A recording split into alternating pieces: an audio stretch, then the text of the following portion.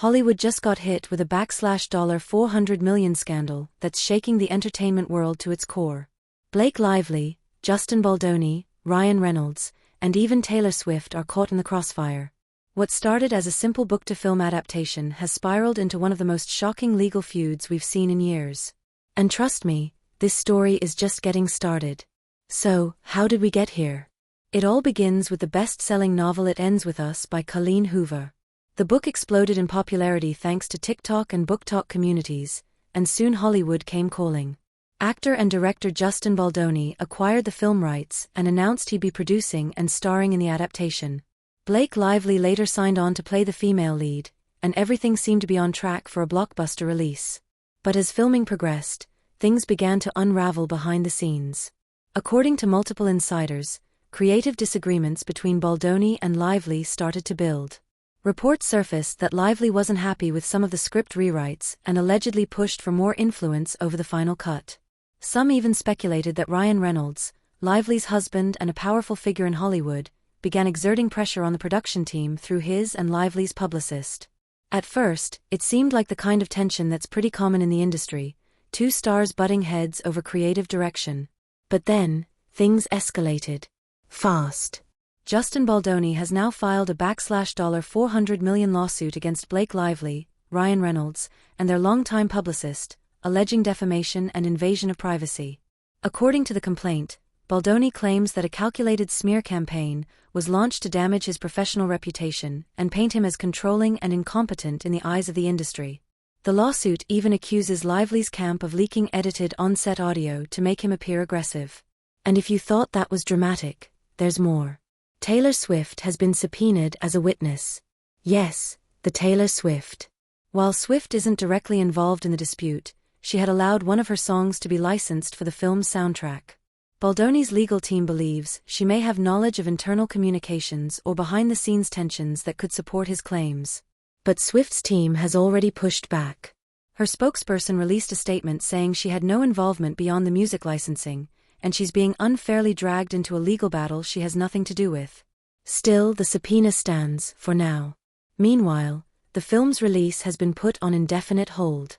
Test screenings were quietly cancelled, promotional materials have been pulled from studio platforms, and both stars have been noticeably silent on social media. Neither Lively nor Reynolds has made a public statement, and their legal team is reportedly preparing a countersuit.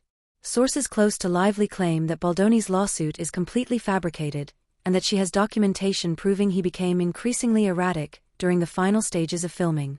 Some insiders even allege that the real reason for the tension was Baldoni's unwillingness to collaborate and his refusal to allow Lively more say in character development, something she was reportedly promised when she signed on.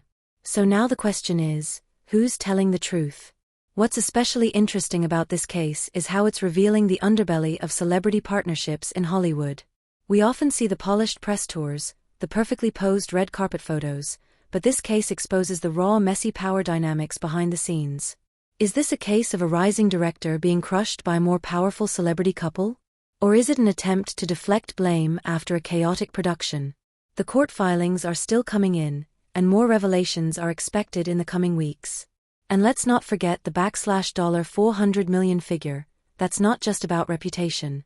If Baldoni wins, it could cripple the production company behind the film and send a message to Hollywood about how far defamation cases can go when the stakes are personal and financial.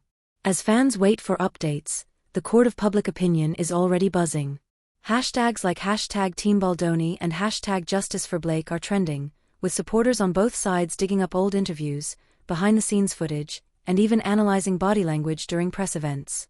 And just when you think it's over, more bombshells are likely to drop. A leaked memo from the film's production coordinator suggests that there were serious HR complaints during filming, though it's unclear who those complaints were filed against. If those documents go public, we might be looking at an entirely different narrative. So what happens now? A preliminary hearing is scheduled for later this month. It's expected to determine whether Baldoni's claims hold enough weight to move forward to a full trial. If that happens, we could be looking at depositions from some of the biggest names in entertainment, possibly even under oath. This isn't just a legal dispute, it's a battle for control, reputation, and influence at the highest levels of Hollywood. Make sure to subscribe, because we'll be following every twist, every court filing, and every major update in this explosive case. And let us know in the comments, do you think Justin Baldoni is in the right, or is this a case of a creative feud gone way too far? Because one thing's for sure, this Hollywood drama is far from over.